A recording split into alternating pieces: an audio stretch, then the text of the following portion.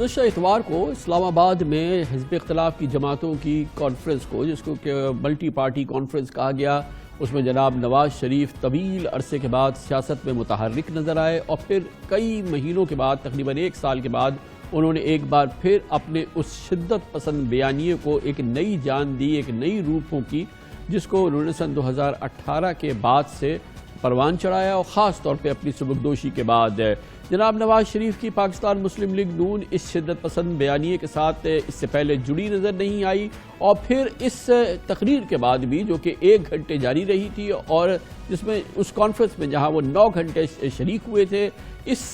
شدت پسند، اس سخت بیانیے کی، جس میں کہ انہوں نے اسٹیبلشمنٹ کو، اداروں کو نشانہ بنایا تھا، اس کے ساتھ پاکستان مسلم لیگ نون کی جو یہاں پہ قیادت ہے جڑی نظر نہیں آتی۔ اسی لیے اس دن کے بعد سے اب تک پاکستان مسلم لیگ نون کی ٹاپ لیڈرشپ، چاہے شہباز شریف ہو، چاہے خواجہ آصف ہو، اس معاملے پہ خاموشی اختیار کی ہے۔ اس کے ساتھ ہی نون لیگ ایک مشکل دوراہے پہ کھڑی ہو گئی ہے، اور یہ مشکل دوراہا اس لیے ہے کہ ایک جانب جناب نواز شریف کا اصرار کہ سخت رویہ رکھا جائے، سخت بیانیہ ہو، شدت پسند کا بیانیہ ہو، اور دوسری جانب ملک کے معروضی زمینی حالات جس کو کہ سامنا کرنا پڑ رہا ہے جناب شہباز شریف کو اور پاکستان مسلم لیگ نون کی موجودہ یہاں پہ رہنے والی لیڈرشپ کی۔ یقیناً جناب نواز شریف کے لیے اس سخت گیر رویے کے ساتھ منسلک ہونا نسبتاً آسان ہے، کیونکہ ان کی صحت ٹھیک ہو گئی ہے، وہ لندن میں رہ رہے ہیں، اور وہاں سے وہ اس حوالے سے تقاریر بھی کر سکتے ہیں، لیکن موجودہ جو قیادت پاکستان کے اندر موجود ہے، یقیناً اس کے لیے یہ ایک بہت ہی مشکل معاملہ ہے، اور یہی وجہ ہے کہ اتوار کے بعد سے ہم نے پاکستان مسلم لیگ نون کی پاکستان کی لیڈرشپ میں اس بات کی تکرار نہیں سنی گئی۔ بعض لوگوں کا خیال ہے کہ جناب نواز شریف دراصل فالو کر رہے ہیں، یا وہ اس مثال کو آگے لے کے بڑھنا چاہتے ہیں جو اس معاملے میں ہم نے دیکھا اس سے پہلے ایم کیو ایم کے قائد الطاف حسین کا سٹائل رہا۔ وہ لندن سے پارٹی کو کنٹرول کرتے تھے، اور پھر ستمبر 2015 میں جب ان کے ان بیانات میں ایک بہت سختی آ گئی تھی، بہت ہی یعنی کہ اس میں زہر آ گیا تھا، مقامی جماعت نے یعنی کہ متحدہ قومی موومنٹ پاکستان نے ان سے علیحدگی اختیار کر لی تھی۔ اب دیکھنا یہ ہے کہ یہ جو موجودہ صورتحال ہے، اس میں پاکستان مسلم لیگ نون کی تمام پاکستان کی لیڈرشپ جناب نواز شریف کے ساتھ کتنی عملی طور پہ جڑی رہتی ہے، کیونکہ ملک کے اندر اس سے جڑا رہنا اور اس کو آگے بڑھانا یقیناً یہ مسلم لیگ نون کی کیریکٹر کی بھی خلاف ہے۔ اس جماعت کے جو نظریات رہے ہیں یا جو اس کا کیریکٹر رہا ہے، اس میں اس انداز کا رویہ اور اس انداز کی سیاست اس کا وتیرہ نہیں رہی ہے۔ ووٹ کی عزت کو پامال کر دیا جاتا ہے۔ 73 سالہ تاریخ میں ایک بار بھی کسی منتخب وزیر اعظم کو اپنی 5 سال کی آئینی مدت پوری نہیں کرنے دی گئی۔ ہر ڈکٹیٹر نے اوسطاً 9 سال غیر آئینی طور پر حکومت کی۔ ہماری تاریخ میں تقریباً 33 سال کا عرصہ فوجی آمریت کی نظر ہو گیا۔ جرنیلوں کی مہم جوئی کو روکنے کے لیے آرٹیکل 6 ڈالا گیا، لیکن اس کے بعد بھی 20 سال جرنیلی آمریت کے نظر ہو گئے۔ پاکستان میں یہ کوئی انہونی بات نہیں کہ کسی ڈکٹیٹر کے بڑے سے بڑے جرم پر بھی کوئی کارروائی نہ ہو۔ آخر کب تک؟ یہاں یا تو مارشل لا ہوتا ہے یا پھر منتخب جمہوری حکومت سے کہیں زیادہ طاقتور پیرلل یعنی متوازی حکومت قائم ہو جاتی ہے۔ معاملہ state with in the state سے آگے نکل کر اسٹیٹ ابو دا اسٹیٹ تک جا پہنچا ہے۔ وزیر اعظم کے احکامات کو ایک ماتحت ادارے کے اہلکار کی طرف سے کی گئی ٹویٹ میں ریجیکٹڈ یعنی مسترد کا ٹائٹل عطا کر دیا گیا، ڈان لیکس بنا دیا گیا۔ ہماری مسلح افواج خود کو سیاست سے دور رکھیں۔ کسی کے کہنے پہ پرائم منسٹر ہاؤس کے گیٹ پھلانگ کر پرائم منسٹر ہاؤس میں داخل ہو کر پرائم منسٹر کو گرفتار نہ کریں، بندوق کی نوک پر گرفتار نہ کریں۔ آج ہماری جدوجہد عمران خان کو لانے والوں کے خلاف۔ نواز شریف کے جارحانہ بیانیے کے ساتھ ساتھ یہ بات سامنے آئی کہ شہباز شریف، خواجہ آصف، احسن اقبال، محمد زبیر اس سے قبل پاکستان میں ملٹری لیڈرشپ کے ساتھ مسلسل ملاقاتیں کرتے رہے ہیں۔ ان کی ملاقاتیں chief of army staff general Qamar Javed Bajwa, D G I S I lieutenant general Faiz Hamid سے بھی ہوئی ہیں، اور مسلم لیگ نون کی اکثریتی سوچ کو نمایاں کیا کہ یہ دراصل چاہتے ہیں کہ مذاکرات کی پوزیشن رہے، اور ایک باہمی تعلقات جو ہیں اداروں کے ساتھ وہ کشیدہ نہ ہوں یا بہت زیادہ کشیدہ نہ ہوں، اور اس سے یہ بات بھی واضح ہو گئی کہ مسلم لیگ نون عملاً جناب نواز شریف کے بیانیے کے ساتھ جڑی ہوئی نہیں ہے، یا اس کو آگے نہیں بڑھا سکتی، یا اس کے ساتھ مکمل طور پہ منسلک نہیں ہو سکتی۔ جب جناب نواز شریف کو مطلوبہ ریلیف ملنے کا آسرا ختم ہو گیا، جو کہ بتایا گیا ہے کہ جناب محمد زبیر کی جو خاص طور پہ ملاقاتیں ہوئی، اس میں وہ خاص طور پہ جناب نواز شریف اور مریم نواز شریف صاحبہ کی ایلچی کی حیثیت سے ملے تھے، اور وہ کنونس کرنے کی کوشش کرتے رہے ملٹری لیڈرشپ کو کہ ان کے خلاف جو عدالتی احکامات ہیں، جو ان کے عدالتی فیصلے ہیں، ان پر انفلوئنس کیا جائے۔ خود جناب محمد زبیر نے اس کی تصدیق کی ہے۔ لگتا یہ ہے کہ وہ جو کمیونیکیشن تھی یا جو اس میں رسپانس کی توقع تھی وہ نہیں ہوئی، اور پھر جس کے بعد جناب نواز شریف نے کل ایک غیر معمولی ٹویٹ کی، جس کے ذریعے انہوں نے کہا کہ وہ اپنی پارٹی کے تمام جو لیڈرشپ ہے، جو رہنما ہیں، یا جو ان کی پارٹی سے منسلک لوگ ہیں، ان پر وہ پابندی لگا رہے ہیں کہ وہ کسی بھی انٹیلیجنس ایجنسی کے نمائندے سے نہیں ملے، کسی بھی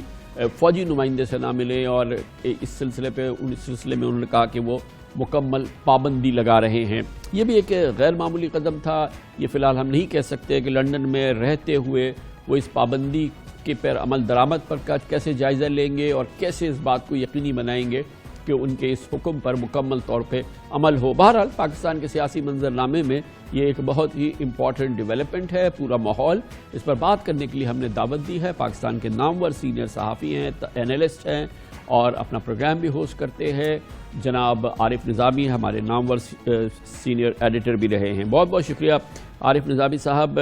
نواز شریف صاحب کا یہ بیانیہ تو پچھلے 2-3 سال سے ہم مسلسل سن رہے ہیں، لیکن 1 سال سے ٹھنڈا ہو گیا تھا، اس سلسلے میں کوئی بات نہیں ہوتی تھی، اور بیانیہ وہ چلتا تھا جو یہاں پہ شہباز شریف وغیرہ کرتے تھے۔ لیکن آپ کیا سمجھتے ہیں کہ اب یہ پریویل کرے گا؟ اب مسلسل پی ایم ایل این کا یہ بیانیہ ہوگا جو نواز شریف صاحب کا رہا، اور یہ اگر ہوگا تو کتنا کامیاب ہوگا؟ دیکھیں، ون آف تو نہیں ہے، کیونکہ آپ کو یاد ہوگا جب غلام اسحاق صاحب جو تھے انہوں نے میاں نواز شریف کے بہت پیچھے پڑے ہوئے تھے بطور وزیر اعظم، یہ 93 کی بات ہے، تو میاں نواز شریف نے ان کے خلاف بھی بیان داغ دیا کہ میں ڈکٹیشن نہیں دوں گا، اور اگلے روز ہی وہ ڈسمس ہو گئے۔ اس کے بعد ایک اور موقع پہ پھر انہوں نے یہی ڈیفائنس دکھائی، پھر فارغ ہونا پڑا۔ اب یہ ایکچولی تیسری دفعہ ہے کہ میاں نواز شریف نے بڑا سخت نیریٹو بیان کیا ہے۔ یہ ان کا ایکچولی جو ان کا اپنا نظریہ یہی بن چکا ہے، وہ سمجھتے ہیں کہ اسٹیبلشمنٹ جو ہے اس کے ہوتے ہوئے کو پاکستان میں اس کے اثر اس کے نتیجے پالیٹکس نہیں ہو سکتی، اور سیاست جو ہے وہ ایک برگد کا درخت ہی بنی رہے گی۔ تو لیکن جو معروضی حالات ہیں ان کو بھوت سوار کر دیتے ہیں پہلے ان پر، پھر وہ ان کو پیچھے ہٹنا پڑتا ہے اور نقصان ان کا ہی ہوتا ہے۔ نہیں، میں یہ جاننا چاہ رہا ہوں عارف نظامی صاحب کہ ابھی جو انہوں نے تقریر کر دی ہے، پاکستان مسلم لیگ نون اس کو کتنا اڈاپٹ کر لے گی، اس کی لیڈرشپ کتنی اس کے ساتھ جڑے گی، اور پھر یہاں پر جو اس کی گفتگو ہوگی، جو اس کا ایکشنز ہوں گے، جو تقریریں ہوں گی، جو پالیسی ہوگی، اس میں ہم اس کا ریفلیکشن دیکھیں گے باقاعدہ۔ اس کے ساتھ پاکستان مسلم لیگ نون کی لیڈرشپ جو ہے یہاں پر وہ جڑی ہوئی نظر آئے گی۔ مجھے یہ کوئی ایسا جوڑ نظر نہیں آتا، کیونکہ دیکھیں جب پی ایم ایل این کے چیف جب ان کے لیے یہ لوگ سڑکوں پر باہر نہیں نکلے کارکن، تو اب تو آپ دیکھ رہے ہیں کہ یہ ایک دوسرے پر سبقت لگانے کی کوشش کر رہے ہیں کہ فوجی قیادت سے کون ملتا ہے، کس طرح ملتا ہے۔ ہر آدمی کہتا ہے میرے درینہ تعلقات ہیں جنرل قمر جاوید باجوہ کے ساتھ، اور پھر یہ بھی اس طرح زبیر صاحب کہتے ہیں کہ جی میرے تو بڑے پرانے تاریخی تعلقات ہیں ان سے، اور میں نے تو ان چیزوں پہ بات ہی نہیں کی، تو پھر کس چیز پہ بات کی انہوں نے؟ تو اس لحاظ سے اگر آپ ان چیزوں کو مد نظر رکھیں تو کم از کم مجھے یہ نہیں نظر آتا کہ یہ کوئی بہت بڑی ریولیوشنری پارٹی بن جائے گی۔ جب ایک دوسرے پہ آپ میاں نواز شریف کو بیان دینا پڑے کہ جناب آئندہ آپ فوجی کی عادت سے نہیں ملیں گے، تو اس سے آپ سمجھ لیں کہ صورتحال کتنی خراب ہے۔ تو عارف نظامی صاحب، آپ دہائیوں سے ان کو جناب نواز شریف کو، شہباز شریف کو، ان کی سیاست کو، جب یہ سیاست میں نہیں تھے جب سے جانتے ہیں، بہت کم لوگ اتنا جانتے ہیں۔ شہباز شریف صاحب جو ہیں، جس دن سے اتوار سے یہ تقریر ہوئی ہے نواز شریف صاحب کی، انہوں نے 1 گھنٹے کا اپنا خطاب بھی کیا، پریس کانفرنس بھی کی، مگر اس بیانیے کا قطعی ذکر نہیں کیا۔ کتنا آپ کو نظر آتا ہے کہ شہباز شریف صاحب اسی شدت سے یا اس جیسی شدت سے اس پورے بیانیے کو جو نواز شریف صاحب نے ایک پالیسی کی شکل میں بیان کیا ہے اس کو دہرائیں گے؟ دیکھیں، شہباز شریف صاحب نے مجھ سے کئی دفعہ کہہ چکے ہوئے ہیں کہ میں اس بیانی سے اگری نہیں کرتا، یہ کاؤنٹر پروڈکٹیو ہوگا، اور انہوں نے کبھی بھی اس بیانیے کی حمایت نہیں کی. اور میں اس کو خالی مسلط پسند نہیں سمجھتا. وہ سمجھتے ہیں کہ پاکستان میں اگر اقتدار حاصل کر رہے ہیں تو فوج سے،